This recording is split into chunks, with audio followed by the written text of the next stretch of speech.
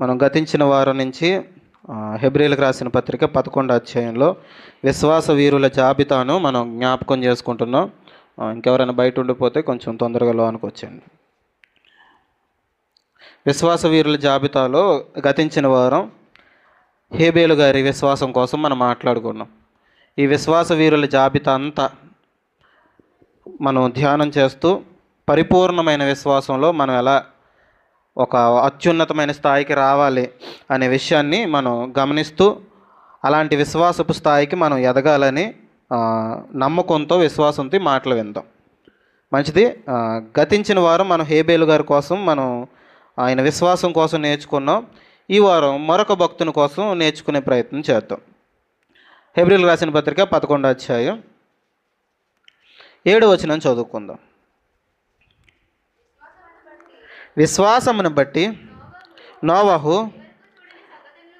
అది వరకు చూడని సంగతులను గూర్చి దేవుని చేత హెచ్చరింపబడి భయభక్తులు గలవాడై తన ఇంటి వారి రక్షణ కొరకు ఒక వాడను సిద్ధము చేశాను. అందువలన అతడు లోకము మీద నేరస్థాపన చేసి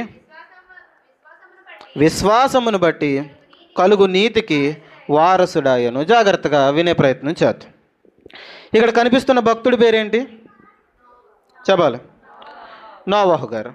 ఈ నోవహు గారట మనం గతించిన వారం జ్ఞాపకం చేసుకున్నట్లు ఆయన అది వరకు చూడని సంగతులను ఏం చేశాడట? దేవుని మాటను బట్టి హెచ్చరింపబడి ఆ మాటలు నమ్మాడట. అది వరకు జరగని కార్యాలంటే మునిపెప్పుడు అలాంటి కార్యాన్ని చూడలేదైనా, మునిపెప్పుడు అలాంటి సంగతులు చూడలేదు. జాగ్రత్తగా ఇలా చూస్తూ వినండి. మునిపెప్పుడు అలాంటి సంగతులు చూడలేదు. అలా చూడలేని సంగతులను కూడా ఆయన ఏం చేశాడట? నమ్మాడట. దేనిని బట్టి? విశ్వాసాన్ని బట్టి. విశ్వాసం అంటే కనిపించేది నమ్మడం కాదు. విశ్వాసం అంటే కనబడంది నమ్మడం. ఇప్పుడు నోవహు గారికి అప్పటి వరకు జలప్రలయం అంటే ఏంటో తెలుసా? తెలీదు. అంత ప్రచండమైన వర్షాలు ఎప్పుడైనా వచ్చాయా? రాలేదు. కానీ ఆయన ఏం చేశాడట చెప్పాలి? నమ్మాడట. ఎవరి మాటలను బట్టి? ఇప్పుడు దేవుడు ఇలాంటి కార్యం జరుగుతుంది అని చెప్పాడు అనుకోండి, దాన్ని ఏం చేయాలట? నమ్మాలి. ఇప్పుడు వాక్యం చెప్పేటప్పుడు ఎక్కడైనా వాక్యం చెప్పేటప్పుడు సేవకుని నోట నుంచి ఒక మాట వస్తుంది అనుకోండి. దేవుడు మీకు ఆ మాట చెప్తున్నాడు, దేవుడు నాకు ఈ మాట చెప్పాడు అని మీకు అనిపించింది. పలానాది నీలో లోపం ఉంది, లేకపోతే పలానా కార్యం నీ జీవితంలో జరుగుతుంది అని దేవుడు చెప్పాడు అనుకోండి. వెంటనే ఏం చేయాలి? అది దేవుని మాట అయితే ఖచ్చితంగా ఏం చేయాలి? నమ్మాలి. అర్థమవుతుందా? దేవుడు ఒక మాట సెలవిచ్చాడంటే ఆ మాటను నమ్మితే విశ్వాస వీరుల జాబితాలో ఉన్న ఆ భక్తుల ఆ జాబితాలోకి మనం కూడా వెళ్తాం. ఇప్పుడు గమనించండి, ఆయన ఏం చేశాడట? అది వరకు అలాంటి ప్రచండమైన జలప్రలయం ఎప్పుడు రాలేదు. ఎప్పుడూ రాని ఆ జలప్రలయం వస్తుంది అని అంటే ఏం చేశాడట? నమ్మాడట. మిగతా వాళ్ళందరూ నమ్మలేదు. అర్థమవుతుందా? దేవుని మాట చెప్పబడుతున్నప్పుడు ఆ మాటను ఏం చేయాలి? నమ్మాలి. అలా నమ్మడమే విశ్వాసం. ఇప్పుడు అది వరకు జరగని కార్యాలు మన జీవితంలో కూడా దేవుడు ఏదైనా చెప్పాడు అనుకోండి, అప్పుడు ముందు ఎప్పుడు జరగలేదు అనుకోండి ఆ కార్యం, అంతకుముందు ఎప్పుడు ఎవరి జీవితంలో జరగలేదు, మనం అలాంటి కార్యాన్ని వినలేదు. జాగ్రత్తగా వినాలి. అలాంటి కార్యాన్ని మనం వినలేదు. అలాంటి కార్యాన్ని మనం వినకపోయినా ఎవరు చెప్పారు కాబట్టి నమ్మాలి? దేవుడు చెప్పాడు కాబట్టి నమ్మాలి. దాన్ని విశ్వాసం అంటారు. అర్థమవుతుందా? ఇప్పుడు ఆయన విశ్వాసంతో ఒకటి నమ్మాడు. ఏం నమ్మాడు? జలప్రలయం రాబోతుంది. దేవుడు నోవహు దగ్గరికి వచ్చి చెప్తున్న మాట, నోవహు, ఈ తరము వారిలో నువ్వే నాకు నిందారహితుడిగా కనిపించు. కాబట్టి నేను ఏం చేస్తానంటే ఈ ప్రజలందరూ ఘోరమైన పాపం చేసిన వాళ్ళు, కాబట్టి వాళ్ళని నేను సంహరించాలనుకుంటున్నాను, ఒక జలప్రలయాన్ని రప్పించాలనుకుంటున్నాను. నువ్వు నీ కుటుంబం మాత్రం రక్షించబడతారు. నువ్వేం చేయాలి? ఒక వాడ కట్టాలంటే ఆ మాటను నమ్మాడట ఆయన. అర్థమవుతుందా? ఆ మాటను నమ్మి ఏం చేస్తున్నాడు? ఇప్పుడు చెప్పాలి, వాడ కడుతున్నాడు. ఇది మాకు తెలుసులేండి, మేము వాడ చిన్నప్పటి నుంచి సండే స్కూల్ నుంచి వింటున్నాం అని ఆలోచించకండి. అలాంటి ఆలోచన మనకు ఉందనుకోండి, మనం భక్తులు ఎంత మాత్రం ఎదగలేం. ఇక్కడ హెబ్రీ ప్రాంతం హెబ్రీలైన సంఘానికి హెబ్రీ భాష మాట్లాడుతున్న వ్యక్తులకి ఆ సంఘస్థులకి పౌలు గారు ఏం చేస్తున్నారు? మరలా జ్ఞాపకం చేస్తున్నారు. ఎవరి కోసం? నోవహు గారి కోసం. అర్థమవుతుందా? ఇప్పుడు మరలా మీకు నేను జ్ఞాపకం చేస్తున్నాను, ఎవరి కోసం? నోవహు గారి కోసం. ఆయన ఏం చేశాడంటే అది వరకు చూడని ఆ కార్యాలని ఏం చేశాడట? నమ్మాడట. నమ్మి ఓడ కట్టడానికి సిద్ధపడిపోయాడు. ఎన్ని రోజులు కట్టుంటాడు? సుమారుగా ఒక 100 సంవత్సరాలు దాటి వాడని కట్టాడట. ఎన్ని సంవత్సరాలు? 100 సంవత్సరాలు ఆయన విశ్వాసపు స్థాయి తగ్గలేదట. అర్థమవుతుందా? 100 సంవత్సరాలు ఆ విశ్వాసపు స్థాయి తగ్గలేదు. ఇప్పుడు ఆ 100 సంవత్సరాల్లో ఇప్పుడు ఏదన్నా దేవుడు మీకు చెప్పాడు అనుకోండి, దేవుడు పలానా కార్యం చేస్తానని మీకు చెప్పాడు. చెప్తే మీరు ఎన్ని రోజులు ఆగుతారు? అర్థమవుతుందా? మనకి ఏదైనా సమస్య వచ్చిందనుకోండి, ఆ సమస్యలో మనం ప్రార్థన చేసామనుకోండి, కార్యం మనకి వెంటనే అయిపోవాలి. కార్యం వెంటనే అయిపోవాలి. కూర్చోండి ఎవరా అమ్మ, అక్కడ కూర్చో. కార్యం మనకి వెంటనే అయిపోవాలి. కానీ గమనించండి, నోవహు గారు ఎన్ని రోజులు చూశారట చెప్పాలి? 100 సంవత్సరాలు చూశారట. 100 సంవత్సరాలు ఆ మాటను అలా నమ్మే ఉన్నారట. అర్థమవుతుందా? విశ్వాసంలో మనం విశ్వాసులు, మనం యేసుక్రీస్తు వారిని నమ్మిన వాళ్ళం. విశ్వాసంలో మనం ఎదగాలని దేవుడు కోరుకుంటున్నాడు. విశ్వాసంలో కేవలం దేవుని నమ్మి బాప్తిసం తీసుకుని అక్కడ ఆగిపోకూడదు. విశ్వాసపు స్థాయిలో మనం ఎదగాలి. ఎలా ఎదగాలంటే ఇక్కడ విశ్వాస వీరుల జాబితా ఉంది. వీళ్ళంతా దేవుని యందు ఎలా విశ్వాసం చూపించారో మనం కూడా అలాంటి విశ్వాసాన్ని చూపించాలని దేవుడు ఈ భక్తుల కోసం మనకు రాయటం జరిగింది. ఇప్పుడు గమనించండి, 100 సంవత్సరాల విశ్వాసాన్ని అలాగా అంటిపెట్టుకుని ఉన్నాడట. 100 సంవత్సరాల పాటు ఏం చేస్తున్నాడంటే చెప్తున్నాడట అందరికీ. ఏం చేస్తున్నాడు? అందరికీ చెప్తున్నాడట. ఏమని? జలప్రలయం రాబోతుంది, నేను ఒక వాడ కడుతున్నాను, ఆ వాడలోకి మీరు అందరూ రావాలి, ఆ వాడలోనికి వస్తేనే రక్షించబడతారు, బయట ఉంటే ఏమవుతారు? చనిపోతారు అని చెప్పడం మొదలుపెట్టాడు ఈయన. చెప్పడం మొదలు పెడితే మనందరికీ తెలిసి వాళ్ళు ఏం చేశారట? ఏం చేశారు? నమ్మలేదట. ఇప్పుడు గమనించండి, ఒక్కసారి చెప్తే నోవహు గారు నమ్మారు, 100 సంవత్సరాలు చెప్తే వీళ్ళు నమ్మలేదట. అర్థమవుతుందా? ఒక్కసారి చెప్తే నోవహు గారు నమ్మేశారు, 100 సంవత్సరాలు కంటిన్యూస్గా ప్రకటన చేస్తుంటే వాళ్ళు నమ్మలేదట. ఇప్పుడు ఒక్కసారి చెప్తే, దేవుడు ఒక్కసారి చెప్తే నమ్మేవాళ్ళు నోవహు లాంటి విశ్వాసులు అవుతారు. ఎన్నిసార్లు చెప్పినా మన బండ హృదయాలు మారట్లేదు అనుకోండి, ఆ అవిధేయుల స్థితిలోనే మనం కూడా ఉండిపోతాం. అర్థమవుతుందా? ఇప్పుడు గమనించండి, ఒక్కసారి చెప్తే ఏం చేయాలట? అది దేవుని మాట కాబట్టి నమ్మేయాలి, అంతే. అర్థమవుతుందా? దేవుని మాట కాబట్టి ఆ మాట మీద విశ్వాసం ఉంచాలి. మనం అందరం ఎవరు చెప్పండి? ఎవరు మనం? విశ్వాసులంటే ఈ లోకస్తులకి వేరుగా ఉండాలి. ఈ లోకస్తులు దేవుని మాటను ఏం చేయరు? నమ్మరు. మనం ఏం చేయాలి? నమ్మాలి. అది జరగలేని కార్యం అయినప్పటికీ, ముందు చూడలేని కార్యం అయినప్పటికీ దేవుడు చెప్పాడంటే ఖచ్చితంగా జరుగుతుంది అని నమ్మాలి ఖచ్చితంగా. ఇప్పుడు గమనించండి, 100 సంవత్సరాల పాటు ఆ విశ్వాసాన్ని అలాగ అంటిపెట్టుకుని వీళ్ళందరికీ చెప్తూ వచ్చాడు. ఎవరు నమ్మలేదు. ఎవరు నమ్మకపోతే జరిగిన విషయం ఏంటంటే మీకు ఒక మాట చూపిస్తాం చూడండి. మనం ముందుకెళ్ళే లోపు ఈ మాట చూపిస్తాం. మత్తయి సువార్త 24వ అధ్యాయం. జాగ్రత్తగా వినే ప్రయత్నం చేద్దాం. మత్తయి సువార్త 24వ అధ్యాయం 37, 38, 39 వచనాలు చదువుకుందాం. నోవహు దినములు ఎలాగుండెనో మనుష్య కుమారుడి రాకయు అలాగే ఉండును. జలప్రలయమునకు ముందటి దినములలో నోవహు వాడలోనికి వెళ్ళిన దినం వరకు వారు తినుచూ త్రాగుచూ పెండ్లి చేసుకొనుచు పెండ్లికిచ్చుచూ ఉండిరి. తర్వాత చదువుదాం మాట. ఈ మాటకి ధ్యానం చేసి మనం ముందుకు వెళ్దాం. జలప్రలయానికి ముందు రోజులు ఎలాగుంటాయో యేసుక్రీస్తు వారి రాకలో కూడా అలాగే ఉంటాయట. జలప్రలయానికి ముందటి దినాల్లో ఏం జరిగిందంటే, నోవహు చెప్తూ ఉన్న సమయంలో, జాగ్రత్త వినాలి, జలప్రలయానికి ముందు అంటే ఉగ్రతకు ముందు, దేవుని కోపం మనుషుల మీదకి రాకముందు ఏం జరిగిందంటే, మనుషులు ఏం చేస్తున్నారట? తింటున్నారట, తాగుతున్నారట, పెళ్లి చేసుకుంటున్నారట. ఈ 3 తప్ప? తినడం తప్ప? తాగడం అంటే మందు అనుకోకండి, మామూలు వాటర్ తాగడమే. తినడం తప్ప? తాగడం తప్ప? పెళ్లి చేసుకోవడం తప్ప? కాదు. కానీ ఇక్కడ ప్రజలు ఏం చేస్తున్నారట? తింటున్నారట, తాగుతున్నారట, తర్వాత పెండ్లు చేసుకుంటున్నారట. వీళ్ళు ఇదే ధ్యాస మీద ఉండిపోయారు. కానీ ఏం నమ్మట్లేదు? దేవుని మాటను నమ్మట్లేదు. అర్థమవుతుందా? సేమ్ యాస్టీజు మనుష్య కుమారుడు రాకడ అంటే యేసుక్రీస్తు వారి వచ్చే ఆ టైంకి కూడా మనుషులు ఇలానే ఉంటారట. ఏం చేస్తారట? తింటారట, తాగుతారట, పెళ్లి చేసుకుంటారట. ఇదే ధ్యాస మీద ఉండిపోతారట, ఇల్లు కట్టుకుంటారట. ఇలాంటి ధ్యాస మీద ఉండిపోతారు తప్ప ఎవరి మాటను నమ్మరట? దేవుని మాటను నమ్మరట. ఇప్పుడు గమనించండి, అలాంటి సూచనలు ఇప్పుడు కనిపిస్తున్నాయా లేదంటే ఖచ్చితంగా కనిపిస్తున్నాయి. ఇప్పుడు మీరు యూట్యూబ్ ఆన్ చేశారనుకోండి, యూట్యూబ్ ఆన్ చేసిన వెంటనే, ఫోన్ ఆన్ చేసిన వెంటనే, లేకపోతే టీవీ పెట్టిన వెంటనే ఏమొస్తున్నాయి? వంటలు వస్తున్నాయా? రకరకాలుగా వంటలు ఎలా వండాలి. ఈ మధ్య నేను ఒక వీడియో చూశానండి, ద్రాక్ష పళ్ళతో బజ్జీలు వేస్తున్నారు వాళ్ళు. ద్రాక్ష పళ్ళతో బజ్జీలు అట. ఇప్పుడు గమనించండి, రకరకాల వంటలు మనుషులు వండుతున్నారు. ఫోన్ ఆన్ చేస్తుంటే చాలు మనకేమొస్తున్నాయి? రకరకాల వంటలు వాళ్ళు వింత వింతగా వండుతున్నారు. వింత వింతగా డీజిల్లో వేసి కూడా ఫ్రై చేస్తున్నారు అటు. ఏంటది?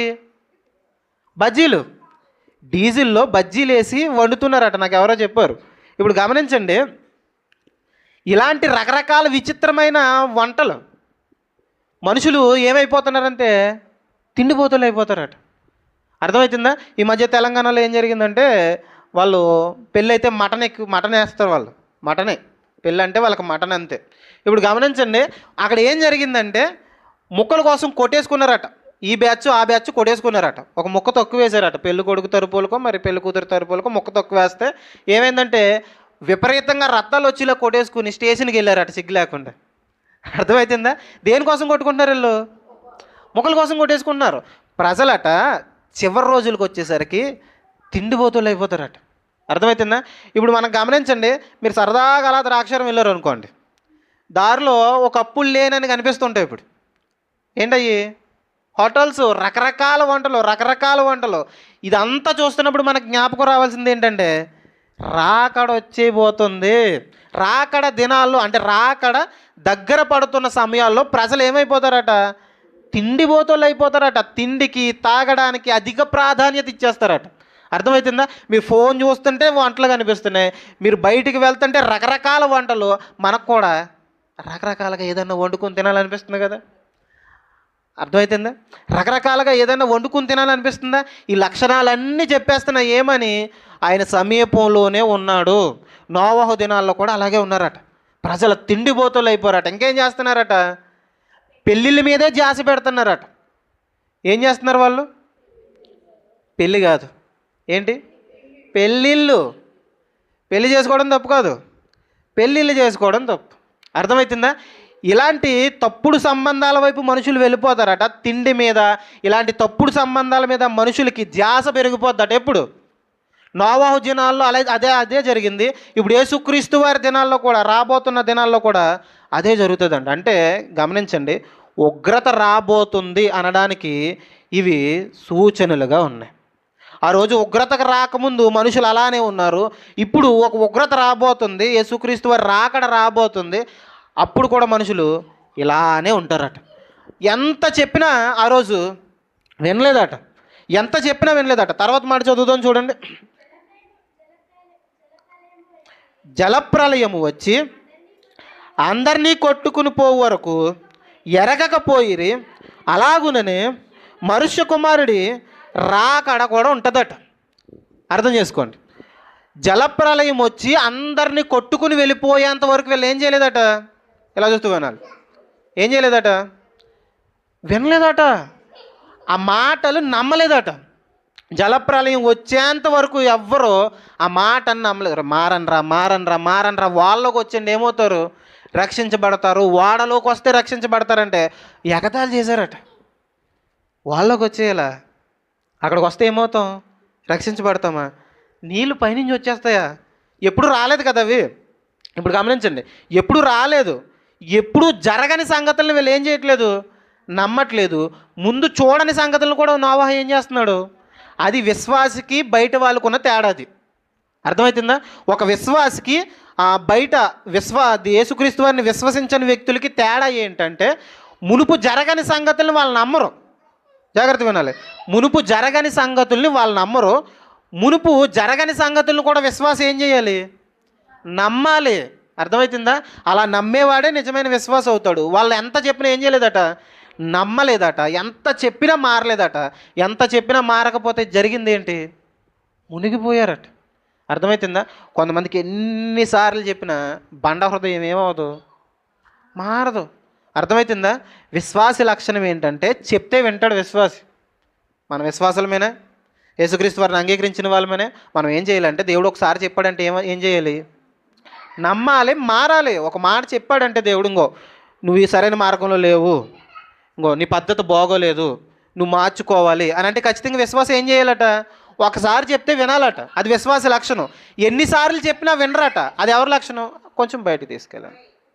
బయటికి తీసుకెళ్ళి కొంచెం దూరం తీసుకెళ్ళి జాగ్రత్తగా ఉందాం. ఒక్కసారి చెప్తే వినేవాడు విశ్వాసి. ఎన్నిసార్లు చెప్పినా వినని వాళ్ళు విశ్వాసులు కాదు. ఒక్కసారి చెప్తే మారేవాడు విశ్వాసి. ఎన్నిసార్లు చెప్పినా మారట్లేదు, నేను అదే చేస్తానంటున్నావంటే నువ్వు విశ్వాసపు స్థాయిలో తగ్గిపోయావేమో ఆలోచించు. అర్థమవుతుందా? ఎన్నిసార్లు చెప్పినా నేను మారను, నేను ఇలాగే ఉంటాను, మారడానికి ఇంకా టైం ఉంది, సరి చేసుకోవడానికి ఇంకా టైం ఉంది అన్నట్టు మనం ఉండిపోయామనుకోండి, జలప్రలయం ఒక్కసారి వచ్చేసిందట. అప్పుడు ఏం చేస్తారు వాళ్ళు? జలప్రలయం ఒక్కసారి వచ్చేసినట్టు యేసుక్రీస్తు వారు రాకడ కూడా ఒక్కసారి వచ్చేస్తుంది. ఏం చేస్తావు? అర్థమవుతుందా? జలప్రలయం ఎలాగైతే వచ్చిందో, ఆ రోజు ఉగ్రత ఎలాగైతే వచ్చిందో, రాకడ కూడా అలాగే రాబోతుంది. ఆ రోజు వాళ్ళు వినలేదు, ఎన్నిసార్లు చెప్పినా వినలేదు. ఈరోజు ప్రజలకు బయట వాళ్ళకి చెప్పినా ఏం చేయట్లేదు, వాళ్ళు నమ్మట్లేదు. బయట వాళ్ళకి చెప్పినా వాళ్ళు వినట్లేదు. అర్థమవుతుందా? వాళ్ళు వినకపోయి మనము మార్చుకోమంటే మనము వినకపోయామనుకోండి, వాళ్ళకి మనకి తేడా ఏముంటుంది చెప్పండి? అర్థమవుతుందా? మన విశ్వాసంలో కేవలం నమ్మి బాప్తిసం తీసుకోవడం దగ్గర మాత్రమే ఆగిపోకూడదు. నేను గతించిన వారి నుంచి అదే చెప్పుకొస్తున్నాను. విశ్వాసి బాప్తిసం తీసుకుని అక్కడే ఆగిపోకూడదు. అక్కడి నుంచి ఎదుగుతూ ఉండాలి. అంచెలంచెలుగా ఒక్కొక్క మెట్టు ఎక్కుతూ ఉండాలి. ఈ అధ్యాయం మనం చివరికి వచ్చేసరికి అండి, విశ్వాసపు స్థాయిలో ఒక అత్యున్నతమైన స్థితికి వెళ్తే అతని జీవితం ఎలా ఉంటుందో మనకు అర్థమవుతుంది. విశ్వాసం విషయంలో అత్యున్నతమైన స్థాయికి వెళ్తే ఆ విశ్వాసి జీవితం ఎలా ఉంటుందో ఈ అధ్యాయం అంతా ధ్యానం చేస్తేనండి, బైబిల్ అంతా ఒక్కసారి అంతా తిప్పి చదువుకున్నట్టు ఉంటుంది. ఈ అధ్యాయంలో సగం బైబిల్ అంతా చదివేసుకున్నట్టు ఉంటుంది. ఈ అధ్యాయం మనం ధ్యానం చేస్తున్నాం, జాగ్రత్తగా వినండి. వారు ఏం చేశారట? నమ్మలేదట. నమ్మకపోయిన వారు ఏమయ్యారు? నశించిపోయారట. ఈరోజు గమనించండి, విశ్వాసి లక్షణం ఏంటి చెప్పండి? ఒక్కసారి చెప్తే చెప్పాలి. అందరూ చెప్పండి, కొంచెం గట్టిగా చెప్పండి. ఒక్కసారి చెప్తే నమ్మేసేవాడు ఎవరట? విశ్వాసి. ఎన్నిసార్లు చెప్పినా నమ్మట్లేదంటే వాళ్ళు విశ్వాసులు కాదు. ఒక్కసారి చెప్తే మారిపోయి జీవితాన్ని సరిచేసుకుని రక్షణ ఓడను కట్టుకునే వాళ్ళు విశ్వాసులు. ఎన్నిసార్లు చెప్పినా రక్షణ విషయంలో నిర్లక్ష్యం చేస్తుంటే వాళ్ళు విశ్వాసులు కాదు. సరైన విశ్వాసపు స్థాయిలో లేరు అని అర్థం. గమనించండి, అక్కడ నోవాహు గారు చేస్తున్న పని ఏంటంటే, ఒకసారి హెబ్రీలకు రాసిన పత్రిక వచ్చేద్దాం చూడండి. హెబ్రీలకు రాసిన పత్రిక త్వరగానే ముగించుకుందాం. 11వ అధ్యాయం 7వ వచనం.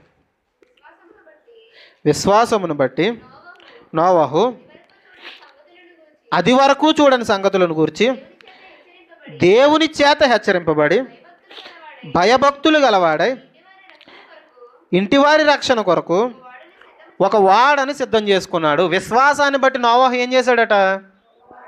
చెప్పాలి. ఎవరి రక్షణ కోసం? అందరూ చెప్పండి ఒకసారి. ఇంటి వారి రక్షణ కోసం వాడను సిద్ధపాటు చేసుకున్నవారు ఎవరు? విశ్వాసి. అర్థమవుతుందా? నోవాహు ఎవరు? విశ్వాసేనా? ఇప్పుడు గమనించండి, ఇంటి వారి రక్షణ కోసం వాడను సిద్ధపాటు చేసుకున్న వ్యక్తి ఎవరంటే నోవాహు. ఆ నోవాహు విశ్వాసి. ఇప్పుడు ఒక విశ్వాసి ఏం చేయాలంటే, దేవుని మాటను నమ్మి ఉగ్రత రాబోతుంది, ఈ ఉగ్రతలో నా కుటుంబం లోకస్తులతో నశించిపోవటానికి వీల్లేదు, నా కుటుంబం ఏమవ్వాలి? రక్షించబడాలని కుటుంబం కోసం ఒక రక్షణ ఓడను సిద్ధపాటు చేసిన వాళ్ళు విశ్వాసులు. అర్థమవుతుందా? ఒక విశ్వాసి చేయాల్సిన పని ఏంటంటే, నేను మందిరానికి వెళ్ళిపోతున్నాను, నేను మందిరానికి వచ్చేస్తున్నాను, నేను వెళ్ళిపోయి పరలోకంలో కూర్చుంటాను, వెనకాల ఉన్నవాళ్ళు ఏమైపోయినా పర్వాలేదు అనుకునే వాళ్ళు విశ్వాసులు కాదు. నా కుటుంబం అన్న వాళ్ళని రక్షించాలనుకునేవాడే నిజమైన విశ్వాసి. అర్థమవుతుందా? వారి రక్షణ కోసం ఏం వాడని సిద్ధపాటు చేస్తున్నాడట. నోవాహు ఏమన్నా వాడలు తయారు చేసేవాడా? ఓడలు తయారు చేసే పని నోవాహుది కాదు. ఇప్పుడు గమనించండి, 100 సంవత్సరాల పాటు ఓడ కడుతున్నాడంటే ఇంటి వారి రక్షణ కోసం. నిన్ను నీ కుటుంబాన్ని రక్షిస్తానని దేవుడు చెప్పాడు. ఇంటి వారి రక్షణ కోసం ఏం చేస్తున్నాడట? 100 సంవత్సరాల పాటు విశ్వాసంతో ఎదురు చూశాడు, వాడని కట్టాడు. అర్థమవుతుందా? విశ్వాసం అన్నవాడు తన కుటుంబం మీద ఏం చేయాలి? బాధ్యతను తీసుకోవాలి. మన ఇంటి వారు మారట్లేదు, మన ఇంటి వారు సరైన మార్గంలో లేరు. చేయాల్సిన పని ఏంటంటే, నువ్వు విశ్వాసం ఉంచగలిగితే నీ ఇంటిని నువ్వు రక్షించుకోగలవు.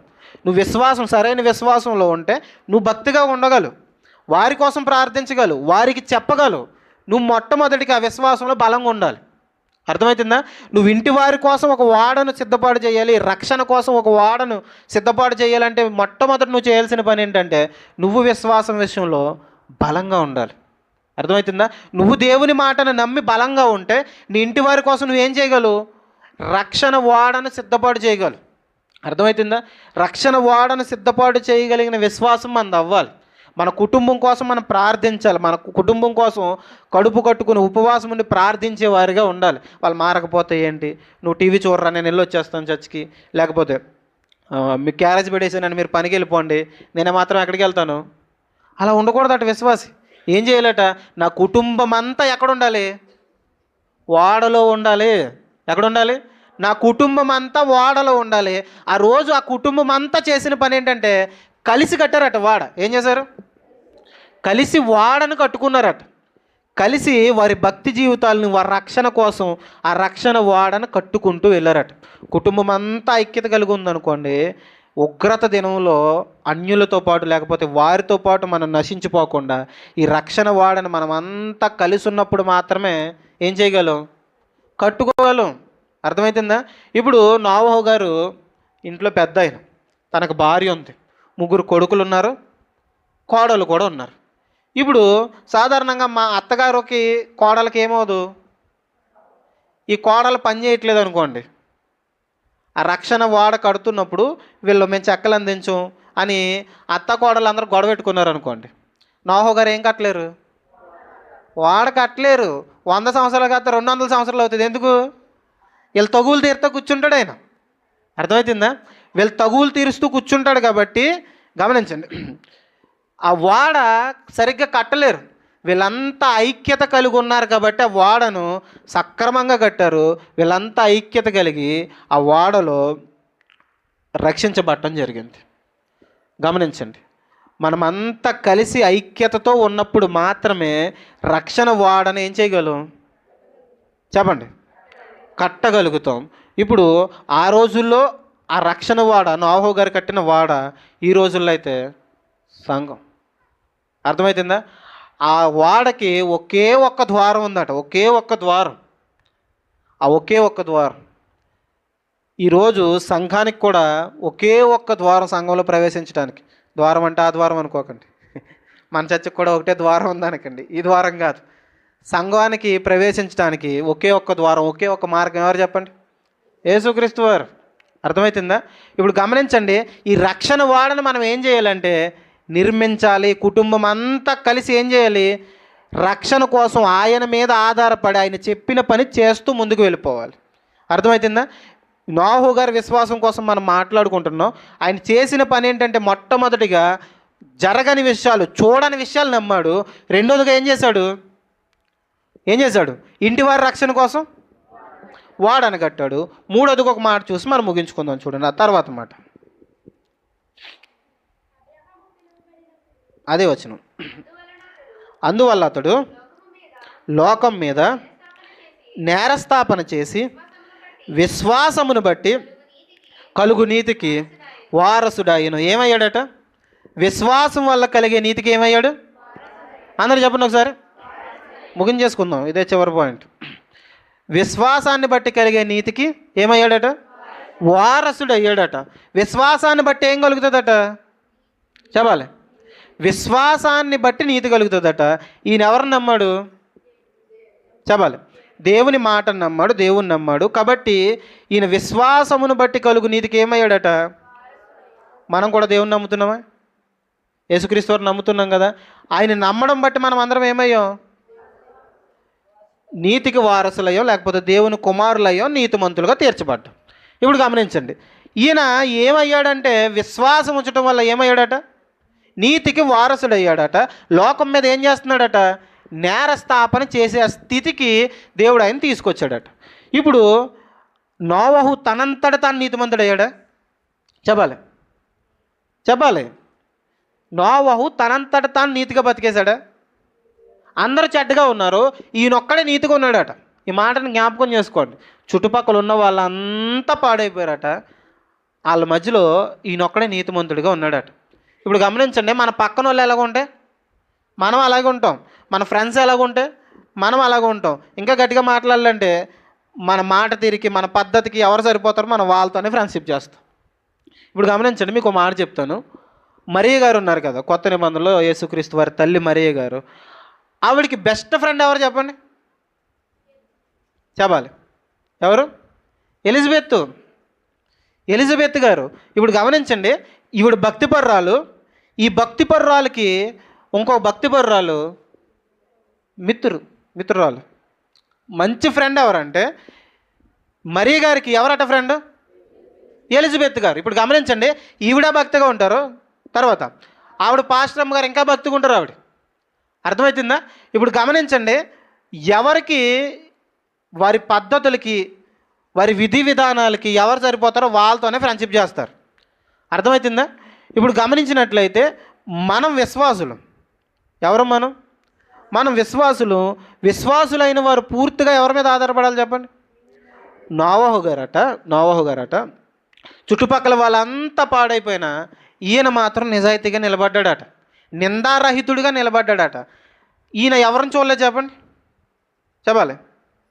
ఈ పక్కన వాళ్ళని చూడలేదు. మన పక్కింటి వాళ్ళు ఏ సీరియల్ చూస్తే మనం అదే సీరియల్ చూస్తాం. ఎందుకు? వాళ్ళతో కలిసి ఉంటున్నాం కాబట్టి అది మన ఇద్దరం కలిసి చూస్తాం. అర్థమవుతుందా? ఇద్దరు కలిసి అదే చూస్తారు. మంచి ఫ్రెండ్స్ ఉన్నారనుకోండి, ఆ ఫ్రెండ్స్ ఇద్దరికి ఒకటే సీరియల్ నచ్చితే వాళ్ళిద్దరు ఫ్రెండ్స్ అవుతారన్నమాట. వాళ్ళిద్దరికి ఒకే గొడవలు ఇష్టం అనుకోండి, ఇద్దరికి వాళ్ళిద్దరు ఫ్రెండ్స్. తాగుడు ఇష్టం అనుకోండి, ఇద్దరికి వాళ్ళిద్దరు ఫ్రెండ్స్. ఇద్దరికి ఒకే పని వచ్చు అనుకోండి, వాళ్ళిద్దరు ఫ్రెండ్స్. ఇద్దరు భక్తిగా ఉన్నారనుకోండి, వాళ్ళిద్దరు ఫ్రెండ్స్. అర్థమవుతుందా? ఇప్పుడు ఒక విశ్వాస చేయాల్సిన పని ఏంటంటే కలిసి సీరియల్ చూడటం కాదు. ఒక విశ్వాస చేయాల్సిన పని ఏంటంటే కలిసి పనికి వెళ్ళడం కాదు. ఒక విశ్వాస చేయాల్సిన పని ఏంటంటే కలిసి ప్రార్థించడం, కలిసి మందిరానికి రావడం, కలిసి భక్తులు ఎదగటం. ఇప్పుడు గమనించండి, మన పక్కన మనం ఎవరినో చూసి భక్తికి ఎదుగుంటాం. ముందు మనకు భక్తులు కనిపించారు, లేకపోతే సేవకులు కనిపించారు, లేకపోతే ఎవరొకరు కనిపించారు, అలా బతకాలి, అలా ఉండాలి అని మనం అనుకుంటున్నాం. నోవహు గారికి అలాగే ఎవరు లేరట. అర్థమవుతుందా? వాళ్ళని చూసి భక్తిగా బతికేద్దామనో లేరట. వీళ్ళు భక్తిగా ఉన్నారు, వీళ్ళ ప్రార్థన చేసుకుందాం, లేకపోతే వాళ్ళతో కలిసి ఉంటే మనం భక్తిగా ఉంటాం అన్న వాళ్ళు ఎవ్వరు లేరట. ఒంటరిగా ఒక్కడే ఉన్నాడు, ఒంటరిగా తన భక్తి జీవితాన్ని కొనసాగిస్తున్నాడు. ఎలా అంత నీతిగా బతికాడంటే మీకు ఒక చిన్న మాట చూపించి ముగిస్తాను చూడండి. ఆదికాండం 6వ అధ్యాయం. ఆదికాండం 6వ అధ్యాయం 9వ వచనం ఒకసారి చదువుకుందాం. నోవాహు వంశావళిదే. నోవాహు నీతిపరుడట, తన తరములో నిందారహితుడై ఉండెను. నోవాహు దేవునితో కూడా నడిచాడట. నోవాహు నిందారహితుడట. నోవాహు వాళ్ళ తరములో అతనే నీతిమంతుడిగా కనిపిస్తున్నాడు, దేవునితో నడిచిన వ్యక్తి. ఇప్పుడు ఇంత భక్తిగా అతను బతకడానికి కారణం ఏంటంటే ఆ 8వ వచనం ఒకసారి చూడండి, పై వచనం. అయితే నోవాహు యెహోవా దృష్టి యందు కృప పొందిన వాడయ్యను. 9వ వచనంలో చివరి మాట కూడా చూడండి. నోవాహు దేవునితో కూడా నడిచాడట. ఇప్పుడు గమనించండి, నోవాహు చుట్టుపక్కల వాళ్ళంతా పాడైపోయినా ఆయన మాత్రం భక్తిగా బతకడానికి ఒకే ఒక్క కారణం ఏంటట, దేవునితో కూడా నడిచాడట, దేవుని కృపను పొందుకున్నాడట. అర్థమవుతుందా? దేవుని కృపను పొందుకొని దేవునితో కూడా నడిచాడు కాబట్టి ఈ చుట్టుపక్కల వాళ్ళ వైపు దృష్టి లేదు. ఎవరేమనుకుంటారో, ఎవరేం చేస్తారో, వాళ్ళు ఏమనుకుంటారో అన్న ఆలోచన లేదట. ఎవరి వైపే చూస్తున్నాడు? దేవుని వైపే చూస్తున్నాడు. కాబట్టి ఏం చేశాడు? రక్షించబడ్డాడు. దేవుని వైపే చూశాడు కాబట్టి తన కుటుంబాన్ని రక్షించుకోగలిగాడు. దేవుని వైపే చూశాడు కాబట్టి రక్షణ వాడను సిద్ధపాటు చేసుకోగలిగాడు. వాళ్ళు మనుషుల వైపు చూస్తూ మనుషుల సాంగత్యాన్ని చూసుకున్నారు కాబట్టి వాళ్ళు ఏమయ్యారు? నశించిపోయారు. అర్థమవుతుందా? మనం చేయాల్సిన పని ఏంటంటే, ఇప్పుడు నోవాహు అంత భక్తిగా బతకడానికి కారణం నోవాహు గొప్పతనం కాదు. నోవాహు ఎవరి మీద ఆధారపడ్డాడు? రాత్రి సేవకులు ఒక మాట జ్ఞాపకం చేశారు. యోసేపు కోసం మనకు జ్ఞాపకం చేశారు. యోసేపు అంత శోధన వచ్చిన బలంగా నిలబడటానికి కారణం ఏంటి చెప్పండి? చెప్పాలి. ఒక మాట చూద్దాం చూడండి. అదే ఆదికాండం 39 వచ్చాయి. ఆదికాండం 39 వచ్చాయి. ఆదికాండం 39 అధ్యాయం 7-8 వచనాలు ఒకసారి చదువుకుని తర్వాత 2వ వచనం కూడా చదువుదాం. ఆ తర్వాత అతని యజమానుని భార్య యోసేపు మీద కన్నువేసి తనతో శయనించమని చెప్పెను. అయితే అతడు ఒప్పక తన యజమానుడు తనకు కలిగినదంతయు తన చేతికి అప్పగించను కదా, నా వశమున నా ఇంటిలో చెప్పేస్తున్నాను నేను.